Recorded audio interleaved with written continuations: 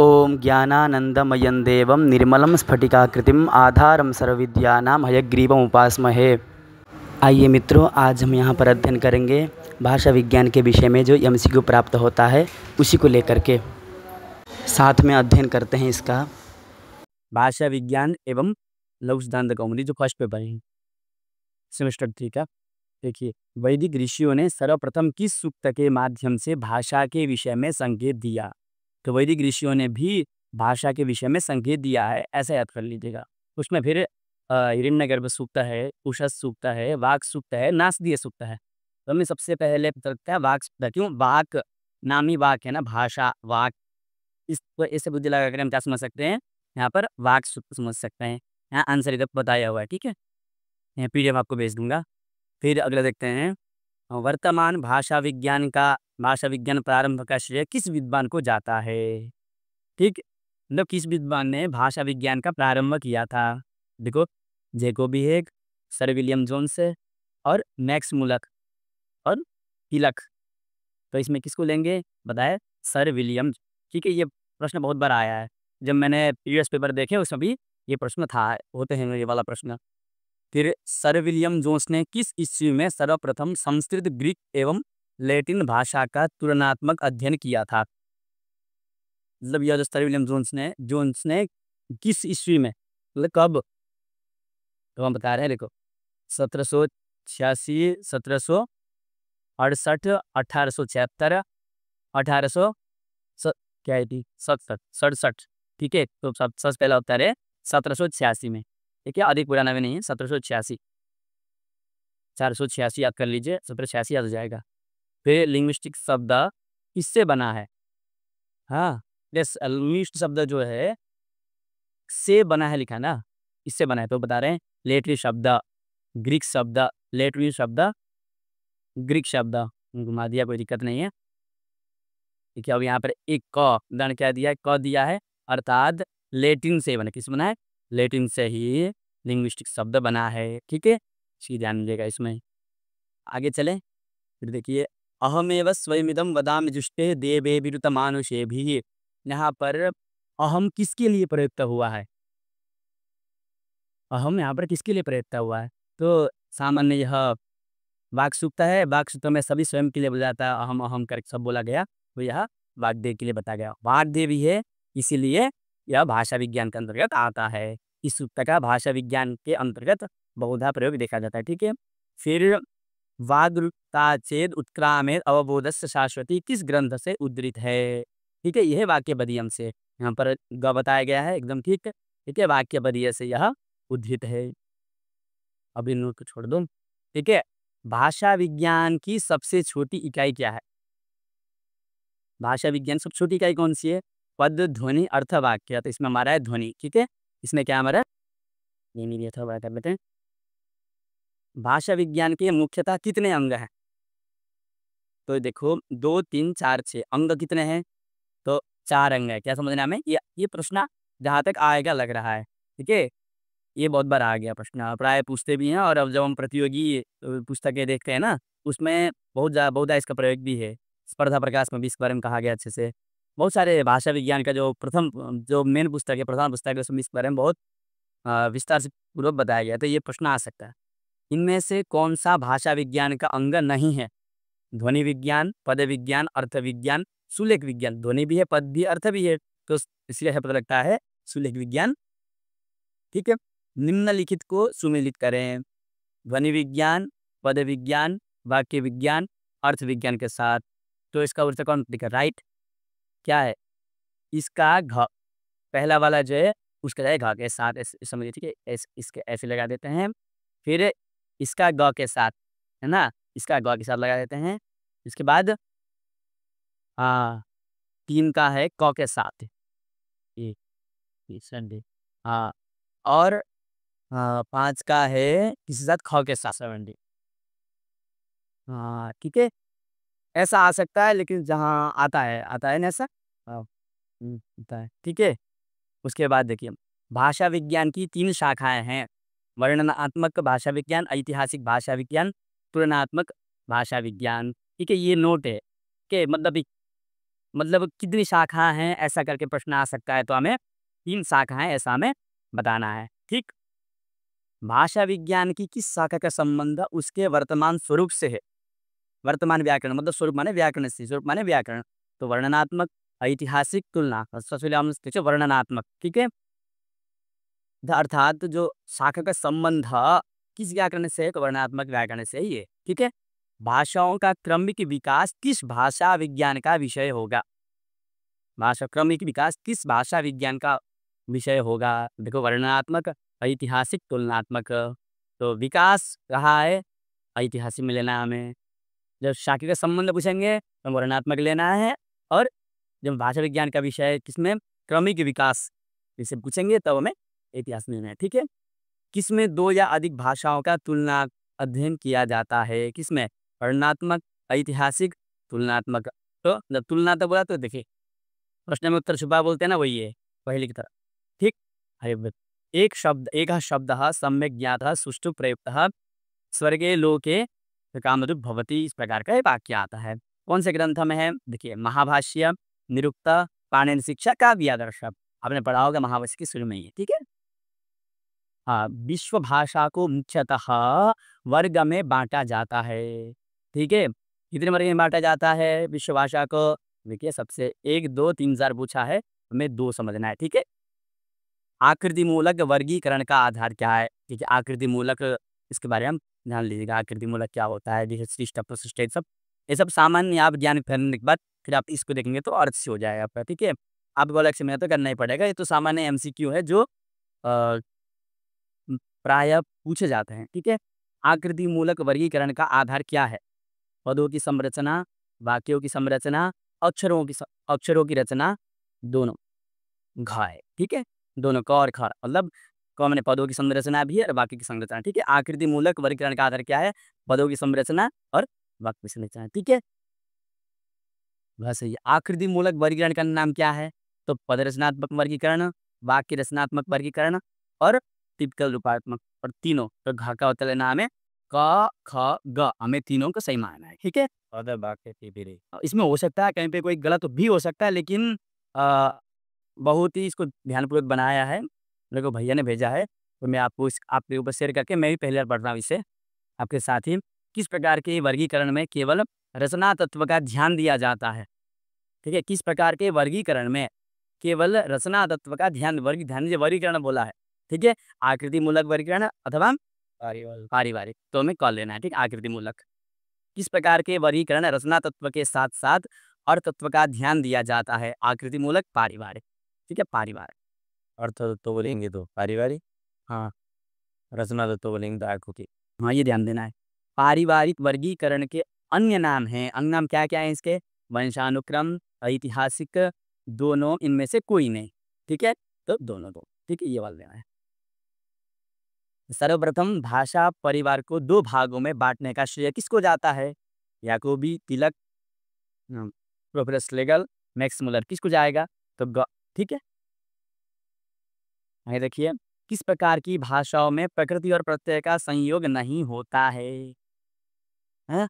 तो योगात्मक, अशिष्ट योगात्मक, शिष्ट योगात्मक और प्रतिष्ठ योगात्मक। ये प्रकृति प्रत्यय का संयोग बोला है ना, तो अयोगात्मक, नाम ही अयोग है, तो अयोग इसमें नहीं होगा, तो पहला उत्तर इसका सही है, ठीक है? अंदर प्रश्न करने बैठते हैं एमसीक्यू, तो उसमें ना प्रश्न में ही उत्तर छुपा होता है, थोड़ा बुद्धि लगाएंगे तो उसमें मिल जाता है, जो प्रश्न में नहीं आते उसको उत्तर वहाँ आ जाता है, ठीक है? इस प्रकार की भाषाओं में प्रत्येक शब्द की स्वतंत्र सत्ता होती है। तो अयोगात्मक, अशिष्ट योगात्मक, शिष्ट योगात्मक, प्रतिष्ठ योगात्मक। देखिए, किस प्रकार की भाषाओं में प्रत्येक शब्द की, तो अयोगात्मक में जब जब योग होगा, तो दोनों को देखना पड़ेगा, प्रकृति प्रत्यय दोनों देखना पड़ेगा। अयोग में प्रकृति प्रत्यय कोई मतलब नहीं होता, तो हर एक शब्द का स्वतंत्र रूप से चलता है। चीनी भाषा आता है इसका उदाहरण में, ठीक है? अब देखिए, अश्लिष्ट योगात्मक किस न्याय पर आधारित है? तिलतंडुलन न्याय, हाँ, मंडूपन न्याय और दधिकृत न्याय, निरक्षीरन न्याय, है ना? अब संस्कृत भाषा जो प्रतिस्पर्धा है ना, संस्कृत प्रतिस्पर्धा प्रकाश, हम उसमें ही पढ़ सकते हैं, उसमें सारा ये विषय बहुत अच्छे से दिया हुआ है, उतना पढ़ लेंगे तो काफ़ी है, ठीक है? तो इसमें यहाँ सबसे आता है तिलतंडुलन न्याय, ठीक है? ये आंसर सही आता है इसमें, ठीक है? आगे चलें। अब सुमेलित करें, इसको मिलाना है। अशिष्ट योगात्मक भाषा न्याय, ठीक है। शिष्ट योगात्मक भाषा निरक्षर न्याय और प्रशिष्ट योगात्मक का दधिक न्याय। पूर्ण प्रशिष्ट योगात्मक भाषा पूर्ण समास प्रधान, आंशिक प्रशिष्ट योगात्मक भाषा अंशतः समास प्रधान। तो इसको आपको याद कर लेना, अच्छे से याद कर लेना है, ठीक है।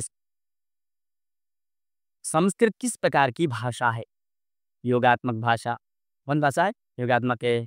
शिष्ट योगात्मक भाषा है, ठीक है। बहिर्मुखी शिष्ट योगात्मक भाषा है। समयोगात्मक बहिर्मुखी शिष्ट योगात्मक भाषा है। इसका माइंड में बना सकते हैं आप आराम से इसका, ठीक है। यानी कि संस्कृत किस प्रकार की भाषा है, तो इसमें ये 4 प्रकार की बात आ सकते हैं। यदि आप उसे जब आप इसका जब एक्सटर्नल दोगे, तो उस समय भी आप इसको क्या कर सकते हो, इसका अच्छा विवेचन कर सकते हो इन चारों को लेकर के, ठीक है। इनमें से जो भी क्वेश्चन में से होगा सही होगा, ठीक है। मैं बता दिया इसका मतलब। और भाषा और एक-एक उदाहरण, ठीक है। ये टेबल दिया इसमें। भाषा उदाहरण अयोगात्मक चीनी तिब्बती, ठीक है। पूर्व योगात्मक अशिष्ट योगात्मक काफिर, मध्य योगात्मक संथाली, अंतर योगात्मक तुर्की, अंत योगात्मक तुर्की, पूर्वांत योगात्मक फोर, संयोगात्मक अंतर्मुखी सृष्ट योगात्मक अरबी, ठीक है। वियोगात्मक हिब्रू भाषा है। संयोगात्मक बहिर्मुखी सृष्ट योगात्मक संस्कृत, वियोगात्मक बहिर्मुखी, ठीक है। जो ऐसे दो दिया, इसका मतलब होता है ऊपर वाला ही नीचे लेके बोलना है। तो मैं सरल बोल रहा हूँ, इस बहिर्मुखी सृष्ट योगात्मक हिंदी है, ठीक है। पूर्ण पृष्ठ योगात्मक 13 फी और आंशिक पृष्ठ योगात्मक 12 का। तो इसको हमें कुछ हमें याद करना पड़ेगा ही पड़ेगा, ठीक है। तो इतना याद कर लेंगे, यानी कौन सा भाषा किस प्रकार का है ना। मतलब भाषा का पहले भाषा का प्रकार बताया, ऐसा ये सारे प्रकार हैं। तो इस प्रकार में रहने वाले कौन सा भाषा है, तो ये हम याद कर सकते हैं, उतना कठिन नहीं है, ठीक है। विलियम पॉन हुम्बोल्ट के अनुसार विश्व में कितने भाषा परिवार हैं? इसका उत्तर घ है, ठीक है। 10, 11, 12, 13, तो 13 है, ठीक है। 13 मेरा 13, ठीक है। निर्विवाद रूप से विश्व में कितने भाषा परिवार माने गए हैं? निर्विवाद रूप से, जो सब हर कोई मानता है, नहीं तो भाषा बहुत सारे मतभेद भी तो होते हैं उनमें, लेकिन निर्विवाद रूप से तो विश्व में कितने भाषा परिवार माने गए, इसका अर्थ है जो सब लोग मानते हैं वो क्या है, वो है 18। 10, 12, 18 में से 18 वाला है, ठीक। संस्कृत का संबंध किस भाषा परिवार से है? किस भाषा परिवार से संस्कृत का संबंध? तो भारोपीय, द्राविड़, ऑस्ट्रेलियन, बांतु। तो हमें भारोपीय से है, ठीक है। भारोपीय, यूरोपीय नहीं, भारोपीय है। हाँ, इनमें से कौन सा पारिवारिक वर्गीकरण का आधार है? स्थान सामीप्य, शब्द सामीप्य, व्याकरण सामीप्य, ध्वनि साम्य, ठीक है। तो ये सभी हैं, ठीक है। न, क, ख, ग, घ, सभी, ठीक है, सभी हैं। हाँ, देखिए, पिता शब्द के लिए ग्रीक भाषा प्रयुक्त होने वाला शब्द है पितृ इज आदियाकुम। तो हमें क्या करना है, ये वक्र जो बोलते हैं, ठीक है। दूसरा वाला ख करना है। स्वामी दयानंद के अनुसार आर्यों का आदि स्थान क्या है? मुल्तान, बिहार, मिर्जापुर, त्रिविष्टप, तिब्बत। तो त्रिविष्ट बनी तिब्बत, त्रिविष्टप माने होता है तुष्टे विष्टप जैसे त्रिविष्टप आता है ना, त्रिविष्टप तिब्बत। भारूपीय परिवार की कितनी शाखाएं हैं? 4, 6, 10, 12, ठीक है। 10 तो कितने शाखा हैं? तो 7 शाखाएं हैं, ठीक है। समार कर लीजिए, उससे आगे चलें। इनमें से कौन सी शाखा शतम वर्ग की नहीं है? क्या नहीं है?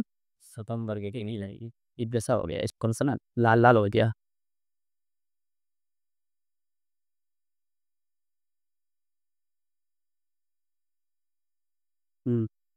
ठीक है। स्मृत की शाखाएं, तो कब भारोपीय परिवार के शतम वर्ग में कितनी शाखाएं हैं? तो क उत्तर 4, क्या लेना हमें, ठीक है। 4 लेंगे। परिवार के केंटुम ऊपर का हो गया था, नहीं हुआ है। फिर से लिखते हैं यहाँ से, ठीक है। इनमें से कौन सी शाखा स्वतम वर्ग की नहीं है? क भारतीय ईरानी, ख बाल्टोस्लाविक, आर्मीनी, अल्बिनी, ग्रीक। तो ग्रीक को ले रहा है, ठीक है। ये क्या है? शतम वर्ग की नहीं है। इनमें से कौन सा शाखा शतम वर्ग की नहीं, तो ग्रीक नहीं, ठीक है। आगे चलें। भारूपीय परिवार के केंटुम वर्ग में कितनी शाखाएं हैं? ठीक, तो कितनी शाखाएं इसमें? ख बोला गया, 6 शाखाएं, ठीक है, शाखा भी आपका पड़ेगा इसमें कौन सी शाखा है। इनमें से कौन सी शाखा केंटुम वर्ग की नहीं है। ग्रीक, एल्टिक, आर्मेनी, तो खारी जो बोला इसमें से आर्मेनी। ये नाम भी कितने अजीब अजीब है ना। भारोपीय परिवार की भाषाओं को दो भागों में विभक्त करने का श्रेय किसको जाता है। ठीक है, याकोबी, मैक्स मुलर, प्रोफेसर स्लेगल, प्रोफेसर अस्कोली। तो हमें अस्कोली करना है, इसका ना अस्कोली। ठीक है पवन, पारसियों का धर्म ग्रंथ किस भाषा में प्राप्त है। किस भाषा में, पारसियों का। तो संस्कृत, उर्दू, अवेस्ता, तिब्बती। ठीक है, अवेस्ता। ठीक, ये हो जाएगा। उसके बाद इनमें से कौन सी भाषा रूस की राष्ट्रभाषा है। रूस की राष्ट्रभाषा और राजभाषा है। महारूसी, श्वेत रूसी, लघु रूसी। एक तो महारूसी को लेंगे। ठीक है विनायक। कौन सी भाषा प्राचीन इलीरी भाषा। इलीरी है। प्राचीन इलीरी भाषा का ही वर्तमान अवशिष्ट रूप है। आर्मीनी, अल्बीनी, ग्रीक और केल्टिक। केल्टिक ख अल्बीनी। ठीक है, इतना इतना याद कर लेंगे तो यानी कि इसको आप बुद्धि में रख लेंगे तो बस इन्हीं में से गंभीर प्रश्न आ जाएंगे, क्यों बनते हैं इतने ही प्रश्न है प्रायः। सर्वप्रथम हिटाइट भाषा का भाषा का अभिलेख कहाँ प्राप्त हुआ। सारनाथ और भरौली और अजंता, अलोरा और भोगाज भाई। तो इनमें से उत्तर कौन सा है, बोगाज कुई। अब सर्वप्रथम हिटाइट भाषा के अभिलेख के अध्ययन का श्रेय किसको जाता है।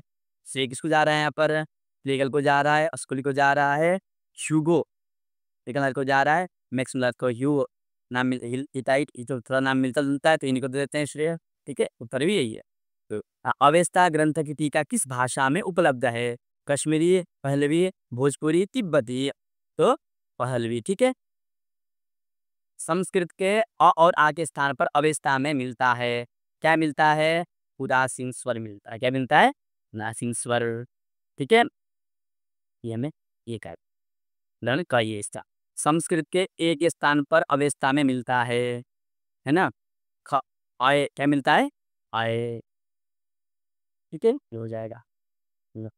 तो संस्कृत के ऐ और औ के औ को अवस्था में क्या होता है क्रमशः, आई और उ। देखो उत्तर बता दीजिए। हम देखो संस्कृत अवस्था के बारे में थोड़ा सा, किसमें क्या होता है किसमें क्या होता है टेबल में बता रहे हैं।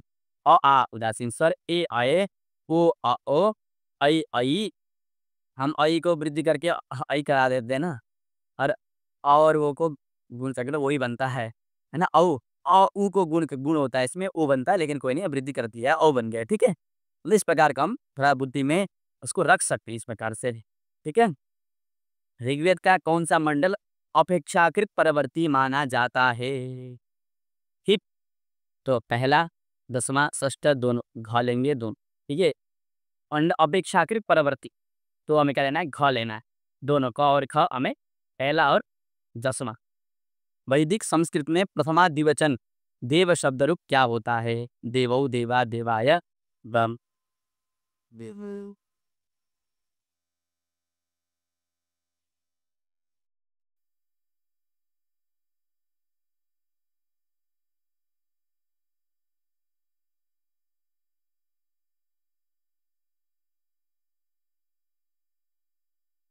प्राचीन रूप में देखते हैं वर्तमान। ठीक है सही। ठीक, सही फाइल है। ठीक है, वैदिक संस्कृत में प्रथमा द्विवचन देव शब्द रूप क्या होता है। देवौ, देवा, देवाय दोनों। ठीक है, अब देखिए इसमें घ लिखा है तो क्या बनेगा, प्रथमा द्विवचन देव शब्द रूप क्या होता है। वैदिक संस्कृत में प्रथमा द्विवचन देव शब्द रूप, अंदर वैदिक बोला है इसने, इसलिए हमें भटकना नहीं है, वैदिक बोलता है। ठीक है, क्या बोला, घ दोनों क और ख, देवौ देवा दोनों होता है। ठीक है, प्राचीन प्राकृत का अन्य नाम क्या है। प्राचीन प्राकृत का शिलालेखी प्राकृत, अशोक अशोकन प्राकृत और राज प्राकृत सभी। तो भ प ख ग हमें ए भी और ए भी हमें तीनों लेना है। ठीक है, किस प्राकृत को साहित्यिक प्राकृत कहते हैं। मध्यकालीन, प्राचीन, परकालीन, अपभ्रंश। तो साहित्यिक तो मध्यकालीन को ही कहते हैं। ठीक है, मध्यकालीन साहित्यिक कहते हैं। वैयाकरण वररुचि ने कितने प्राकृत मान प्राकृत माने हैं क ख ग घ, मतलब 1 2 3 सा में सा के समझना है। वर्तमान हिंदी का विकास किस प्राकृत से हुआ है? शौरसेनी, महाराष्ट्री, मागधी। तो शौरसेनी, शूरसेन राजा हुए थे, ठीक है? तो शौरसेनी बुद्धि में रखना है, शूरसेन राजा को बुद्धि में रख के। दंडी ने काव्यादर्श में किस प्राकृत को सर्वश्रेष्ठ प्राकृत माना है? किस प्राकृत को? ठीक है, महाराष्ट्र को माना है तो शौरसेनी, महाराष्ट्री, मागधी और पैशाची। उत्तर है महाराष्ट्री, ठीक है? क्या लिखा है? ग उद्भव और कुमारपाल चरित किस प्राकृत के प्रमुख ग्रंथ हैं? शौरसेनी, महाराष्ट्री, मागधी, पैशाची। महाराष्ट्री, ठीक है? उत्तर यहाँ लिखे हुए हैं, जो मैं टिक कर रहा हूँ याद करने के लिए, ठीक है? प्राकृत से हाँ, भोजपुरी, मैथिली, बंगला और असमिया भाषा विकसित हुई हैं। शौरसेनी, महाराष्ट्री, मागधी, पैशाची। इसका उत्तर है ग अर्थात मागधी, ठीक। किस प्राकृत में भगवान महावीर के सारे उपदेश मिलते हैं? ठीक है, तो शौरसेनी, महाराष्ट्री, अर्धमागधी, मागधी में अर्धमागधी है, अर्धमागधी से मिलते हैं, ठीक है। गुणाढ्य की रचना बृहत कथा किस प्राकृत में थी? शौरसेनी, महाराष्ट्री, अर्धमागधी, पैशाची। तो हमें पैशाची में थी। क्या थी? गुणाढ्य की रचना बृहत कथा इसमें थी, पैशाची भाषा में थी। पिशाच की भाषा पैशाची। यदि हम ऐसा करेंगे तो है, लेकिन ऐसा नहीं होगा, पिशाच की भाषा नहीं होती है, ठीक है। अब भ्रमशः कालीन प्राकृत है, क्या है? अब भ्रमशः परकालीन है, मध्यकालीन है, अतः प्रथम प्राकृत है, अतः तृतीय प्राकृत है। क्यों लेंगे तो परकालीन क्या है? परकालीन। अपर मनुष्य जो है परकालीन प्राकृत है, ठीक है। इनमें से कौन सा ध्वनि परिवर्तन का आभ्यंतर कारण है? प्रयत्न लाघव, अज्ञान, शीघ्र भाषण, भावावेश, उपर्युक्त सभी।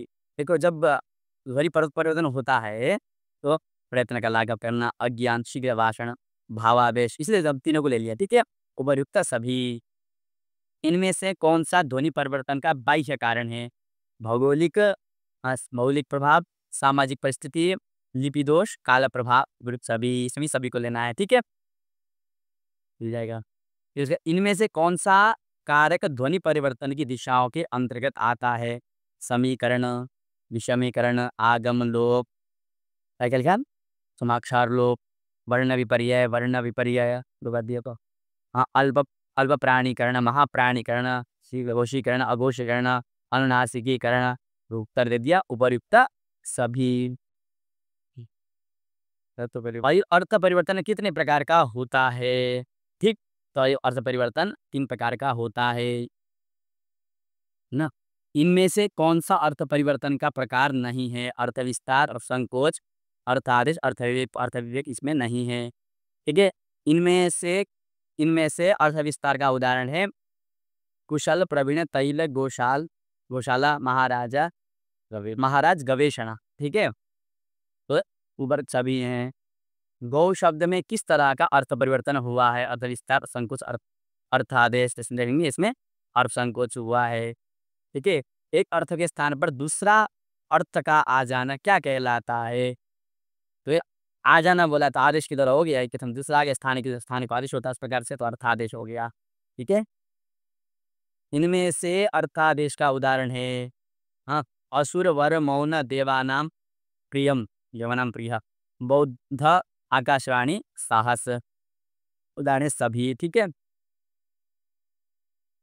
ग्रीम नियम किस विद्वान के नाम पर आधारित है? हाँ, professor Yakub Graeme, Graeme Smith, Graeme Stone. तो सबसे पहला लेंगे प्रोफेसर जी को लेंगे, ठीक है। प्रोफेसर ऑटो एस्पर्सन ने ग्रीम नियम को क्या कहा? तो राष्ट्र का नियम, ठीक है, इसका उत्तर दे दिया इसमें। अब अंग्रेजी भाषा का उद्भव किस भाषा से माना जाता है? तो निम्न जर्मन। हम देखो इसको भी, ग्रीम नियम के अनुसार मूल भारतीय भाषा की निम्नलिखित ध्वनियों को अंग्रेजी और जर्मन भाषा में ये ध्वनियाँ ले जाती हैं। मूल भारतीय, अंग्रेजी या जर्मन। देखिए क, त, प, ख, थ, फ, ठीक है। ध या घ, ध, ध, भ, ग, ग, ब, ठीक है। इस प्रकार से याद करने का ट्रिक बताई गई है। अब जिन्होंने भेजा उन्होंने कैसे लिखा है? एक चतुर्भुज बनाकर बाएं से लोग इस दिशा में क्रमशः सभी करो सर, क्या लिखा है? ऑनर, कॉर्नर पर 1 2 3 4 लिखें। वो देखना पड़ेगा, आप ध्यान से देख लीजिएगा। अभी तो टाइम लग जाएगा इसमें, मुझे भी नहीं पता, जिस भैया ने भेजा उन भैया को पता है, मैं पूछ लूँगा उनसे। ठीक है, आप देख लीजिए अपनी, आप समझे होंगे तो आप अवश्य मुझे बता दीजिएगा, ठीक है? अब देखिए, एक और चतुर्भुज बनाइए, पक्का हो गया। ऊपर के बाएँ गोले में 3 भरे, उसके तिरछे वाले गोले में भी 3, और ब्रेक बचे के गोले में तथा नीचे के गोले में 2। ये थोड़ा पूरा पूरा स्क्रीनशॉट ले लो ना, ठीक है, स्क्रीन ले सकते हैं। ग्रीम नियम को ग्रीम नियम को संशोधित करने का प्रयास किसने किया है? वर्नर, ग्रासमान दोनों, तो गार्डिया दोनों ने, काखा दोनों ने, वर्नर ने और ग्रासमान ने दोनों ने किया है, ठीक है? किसके अनुसार संश्लिष्ट भाषाओं में 2 अव्यवस्थित सूक्ष्म ध्वनियों में से सामान्यतः प्रथम सूक्ष्म ध्वनि निकल जाती है? तो ग्रासमान, ये सीधा उत्तर दे दिया, ठीक है? किसके अनुसार ग्रीम नियम का आधार क्या लिखा है? एसेंट दत्त स्वर था, वर्नर, ठीक है? दूसरा नाम ऊंचा होता तालव्य, क्या दूसरा नाम कलिस्टर नियम को पता लगने का श्रेय किन विद्वानों को जाता है? तो विल्हेम, विल्हेम लिखा है, विल्हेम थॉमसन, अच्छा, जॉन स्मिथ और रस्वे शास्त्री और अरिक्स। तो इनमें से इसको किसको जाएगा? तो श्रेय किसका जाएगा? रसायन विद्वानों को जाता है। इसमें ये सारे विद्वान संस्कृत के अध्वनि मूल भारोपीय भाषा के ये वो इन तीनों दुनिया के स्थान पर मिलती हैं। जैसे ध्वनि संस्कृत में ध्वनि है, ए को आ, ई को आ, वो को आ। संस्कृत अनिति अहम अष्टौ, लैटिन में क्या बनेगा? एनिमल्स, और ईगो, ईगो और एपोटो हेक्टो अपटो। हाँ ऐसे बन जाएगा, ठीक है, चल कोई नहीं। मूर्धन्य नियम का सर्वप्रथम संकेत कहाँ मिलता है? अष्टाध्यायी है, रसाभ्याम नो न समान पदे से मूर्धन्य शहर होता है ना। र और श के बाद न को क्या होता है? न होता है। इणक हो, ए ई वो आदि स्वर था, क आदि व्यंजनों के बाद स को क्या होता है? श होता है, मूर्धन्य शकार होता है। तो ठीक है मित्रों, हमने आज को पढ़ लिया, ठीक है, भाषा विज्ञान के बारे में, मतलब भाषा के बारे में। यदि एमसीक्यू बनेंगे तो जहाँ तक लगता है कि एमसीक्यू इनमें से ही बनेंगे। तो अभी तो हम उसको पढ़ रहे थे, किसको पढ़ रहे थे? एमए थर्ड सेमेस्टर का लेकर के पढ़ रहे थे, लेकिन कहीं पर भी अन्य परीक्षा में भी यह बहुत उपयोगी हो गया, क्योंकि इतने लगभग जितने पूछे जाते हैं ना, अर्थात मैंने मित्र के साथ बैठ कर जितने भी रिवर्स पेपर देखा, उन सब इन्हीं के आ रहे थे। यही बार बार घूम करके बार बार ये करके आ रहे थे। तो इसको हम याद कर लेंगे, इसकी तैयारी कर लेंगे, तो मुझे लगता है कि अवश्य ही हमारा अच्छा नंबर आएगा जहाँ पर भी, ठीक है। फिर मिलते हैं अगले टॉपिक को लेकर के। ओम पूर्णमदः पूर्णमिदं पूर्णात् पूर्णमुदच्यते पूर्णस्य पूर्णमादाय पूर्णमेवावशिष्यते। ओम शांति शांति शांति। आप कुछ भी हो तो यदि आप इसमें कोई गलत है, कुछ है, तो आप सुझाव अवश्य देना कमेंट में, ठीक है।